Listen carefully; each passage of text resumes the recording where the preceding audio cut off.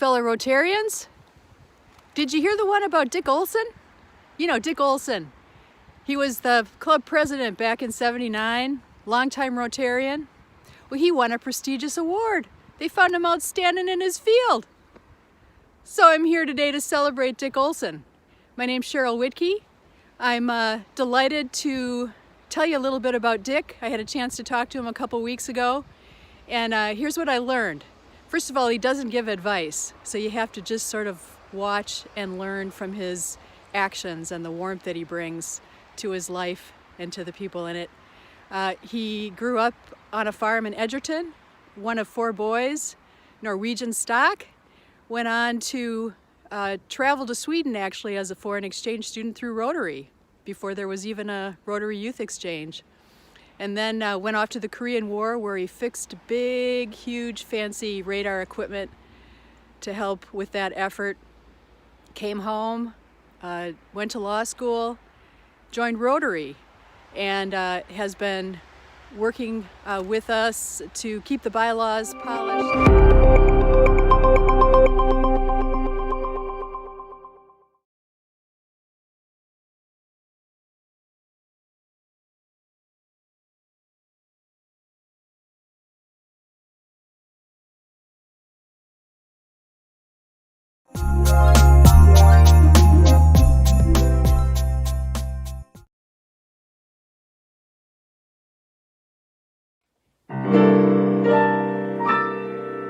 Happy birthday to you.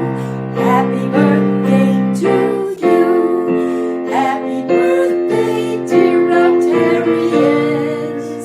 Happy birthday to you.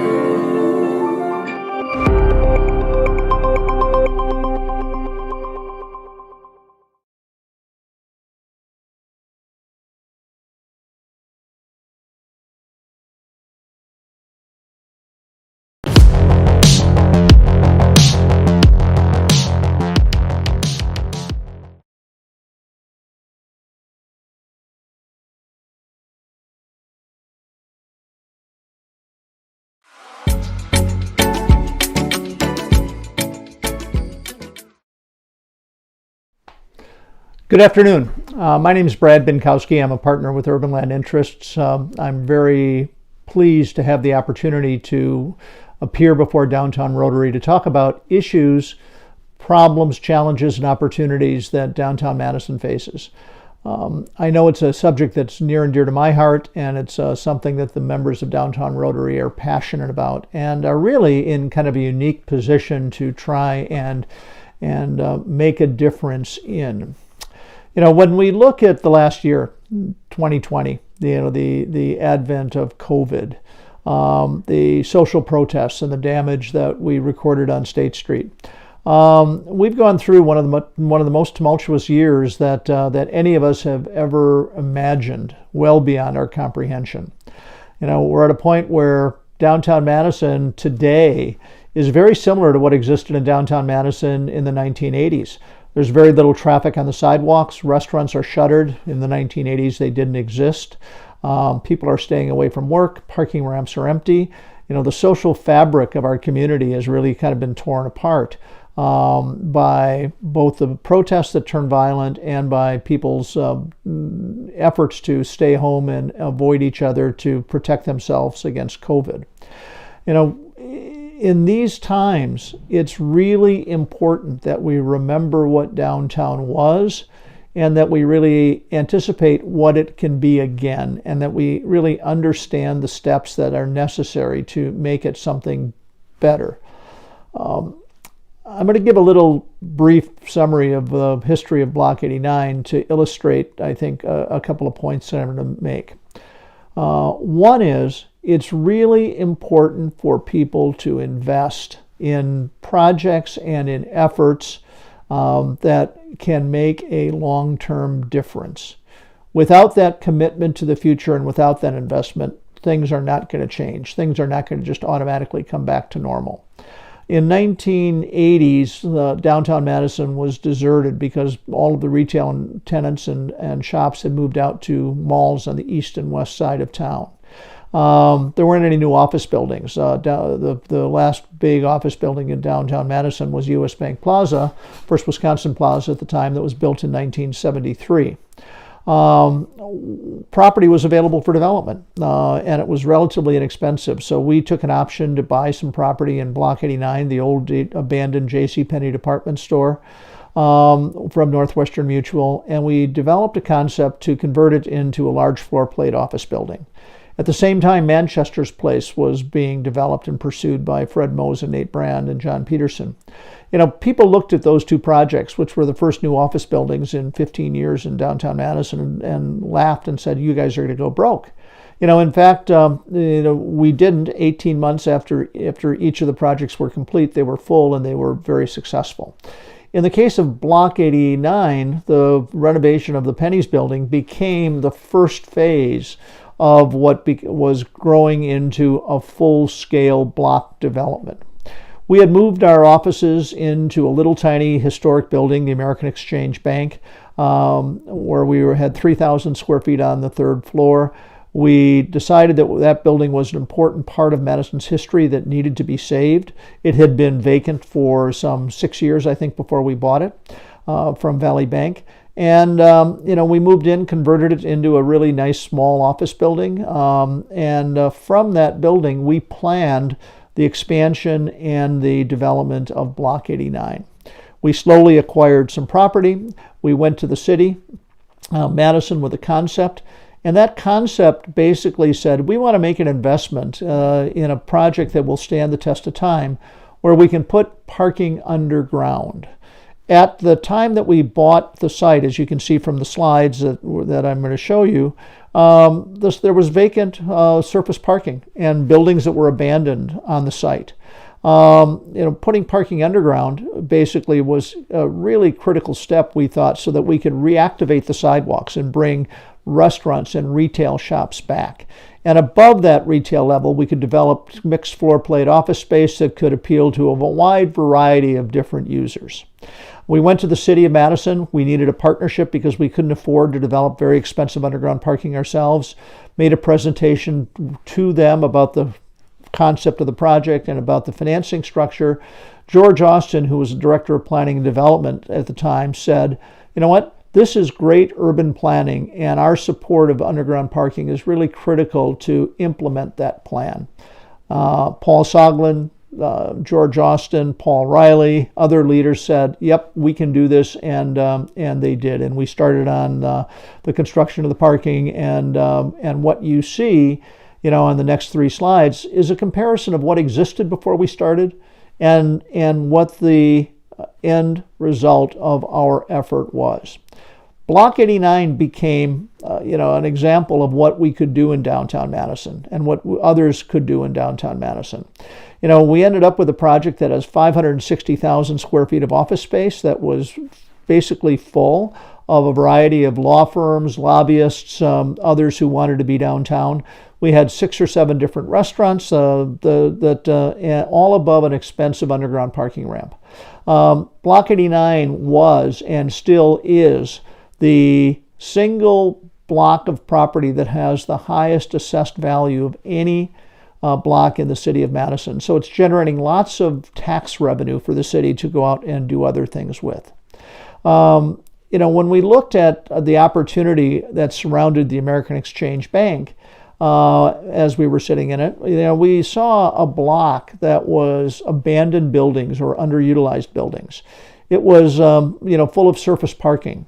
Over 23 years of time, we assembled the block of the American Exchange properties bit by bit until we ended up with a site that has almost 57,000 square feet, as you can see on the next slide.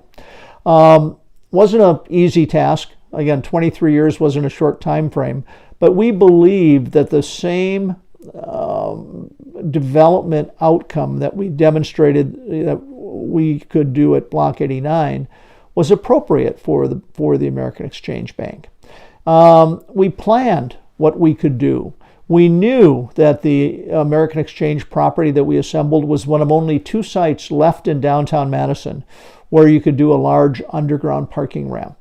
And we knew that parking was critically important to implement, a development project involving office space. People talk about how transportation is going to change and how electric cars and autonomous cars are going to really fundamentally change the face of how people get to downtown, and how improved mass transit, BRT, can make a difference. And the reality is, we need everything that can go well to move people in and out of a downtown area.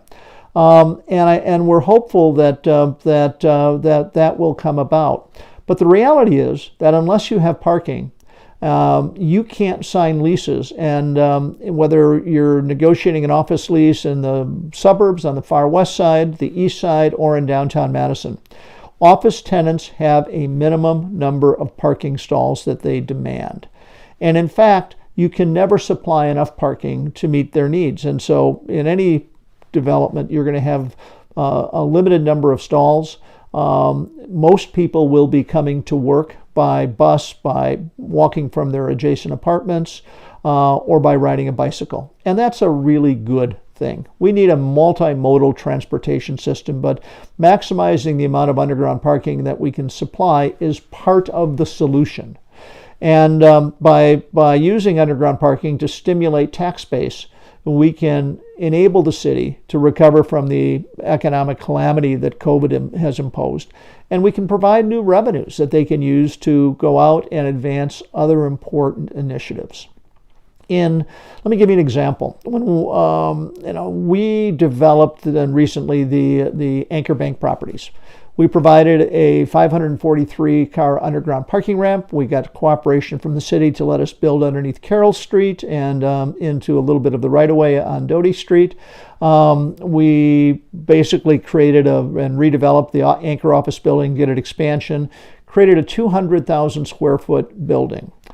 One of the reasons we did it was because the property was so derelict that it was almost becoming unoccupiable, and we thought it needed to be reinvested in to become an asset. We thought we needed to reactivate and revitalize the southwestern quadrant of the Capitol Square. But we also did it because we had a really important tenant that we wanted to continue to maintain a relationship with. And the story I'm going to tell you about Zendesk, feeds into what we think the future of downtown Madison is. And it also is part of the reason that we're advancing the American Exchange development in the middle of this pandemic. Prior to the pandemic, downtown Madison was booming. Restaurants were successful. People were coming downtown for all kinds of special events. Art Fair on the Square, Farmers Market, Taste of Madison, or just to hang out with their friends and have dinner. That environment, was something that's pretty unique, and that doesn't exist in a lot of other places, both across the country and certainly in the city. And that environment is really created a place that people want to be. Madison's blessed by having an extraordinary pool of talent, of labor talent. According to a study that CBRE does annually of the top 50 tech markets, Madison has the highest percentage of educated millennials of any of those 50 markets. I think it's 28.7%. That's an incredible draw to tenants or office users that are coming to Madison, and they're coming because of the labor pool. And that labor pool, by the way, wants to be downtown, or wanted to be downtown prior to COVID, because of the quality of life that was available down here, because of the fact that they could walk a block to restaurants and hang out with friends and see people and have energy and be across from the beautiful Capitol Square. It was a really important competitive differential. We had a small company about 8 years ago hire 4 people. The company was from San Francisco. They hired them out of the computer science department at UW. And the people that were hired said, we love the coming to work for the company, but we don't want to go to San Francisco. So the company leased some small office space, I think 2,000 feet in downtown Madison, in the basement of Center 7 on Pinckney Street. The owner of the company, a gentleman from Denmark named Mikkel Savan, came to Madison to meet these guys as he was going around the country to look at where he could establish another office outside of San Francisco. And was so smitten and so taken by the quality of life in downtown that he said, why would I look further? Let's do our office here. The company was Zendesk. Their growth has been extraordinary. They grew from 2,000 feet to fill the entire lower level of Center 7. They moved into U.S. Bank. They expanded 3 times. They occupied 27,000 feet. And they grew into a company that became the prime tenant in our development of the Anchor Bank properties, ultimately leasing 105,000 square feet. Prior to the pandemic, they planned to have 800 people, in the office space that they occupied at Anchor.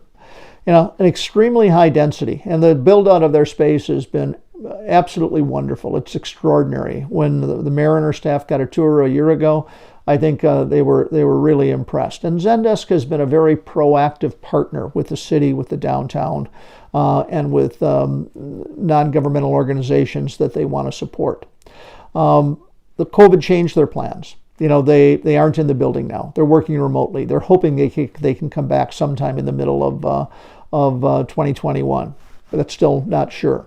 And they may, sublease some of the space that they leased because they don't think that they will come back in the same density.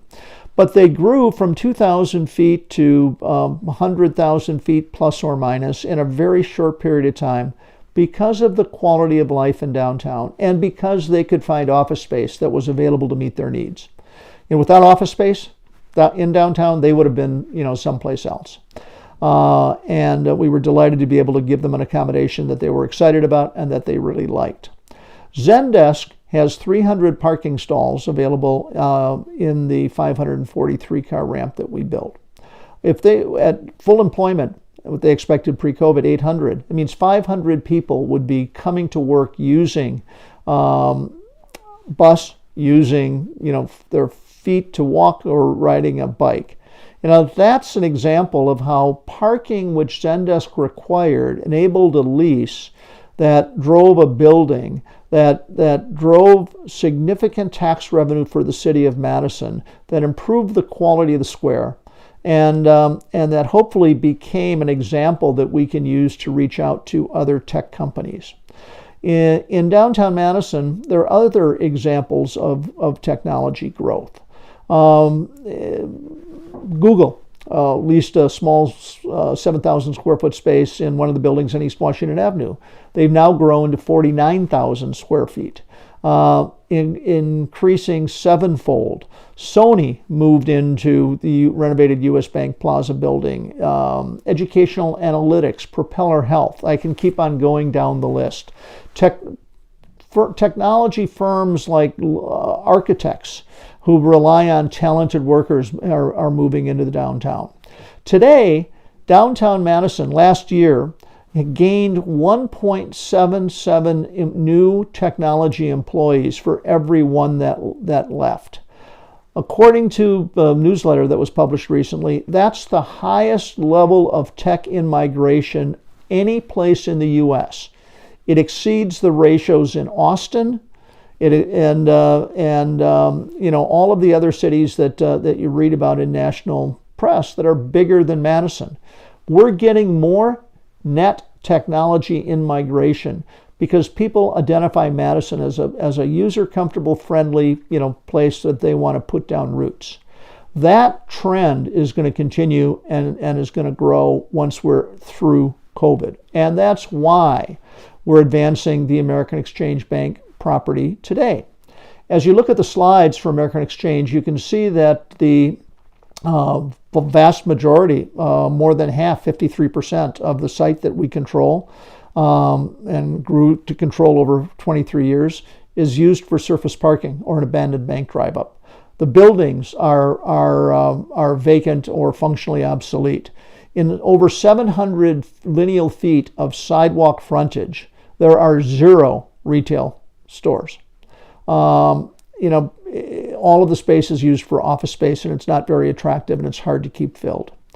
Our proposal for the American Exchange property is to do the largest possible underground parking ramp we can, a total of 805 stalls.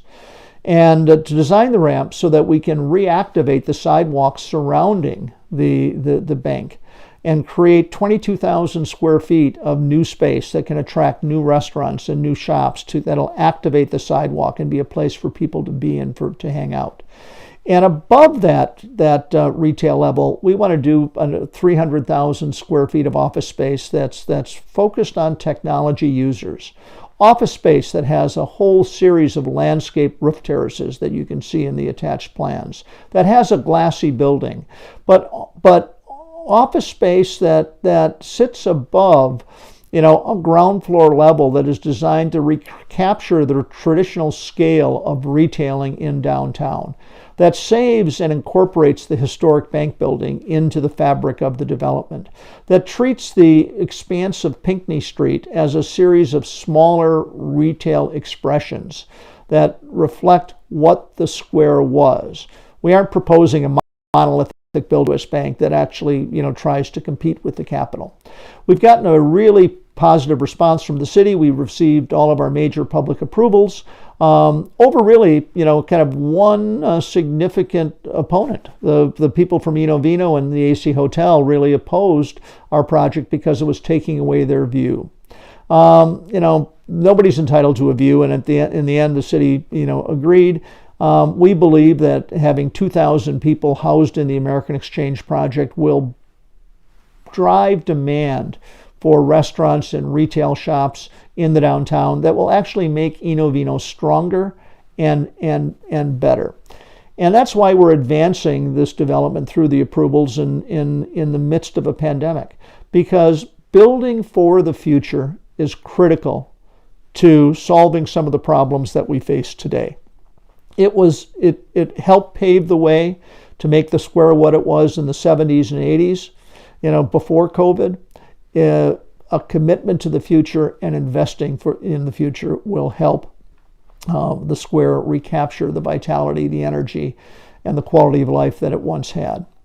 But beyond private development, and by the way, we're not sure we can do this project until COVID is in the rearview mirror. We don't think that until people are willing to commit to lease office space that it's going to be feasible. But you have to have space ready to go to be able to satisfy a tenant's timetable, and that's our goal.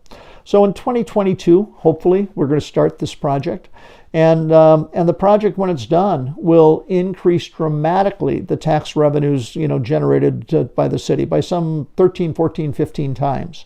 That's important because, those revenues are going to help the city advance other initiatives that they think are important. We're going to make the downtown better. But in addition to any private development, what we really desperately need today is a vision of what downtown can and should be.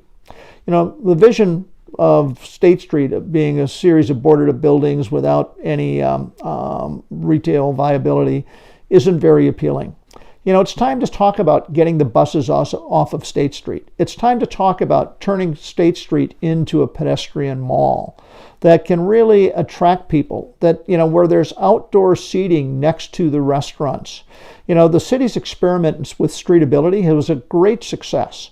Streetability needs to be made permanent, through not only on State Street but throughout the downtown, where you can have more outdoor seating in good weather and set it up so that people can congregate outdoors. We don't need a few angled parking stalls that they aren't enough to make a difference in the downtown, but great outdoor spaces, in the public right-of-way, like you see in Boulder, Colorado, and lots of other cities, is part of what I think the future of downtown requires if we're going to be really successful. Getting buses off of State Street is something we've talked about for a long time. It's more critical today than ever. There can be a solution to BRT that doesn't involve running buses up and down State Street. I think there are a number of projects that potentially could be combined into a mega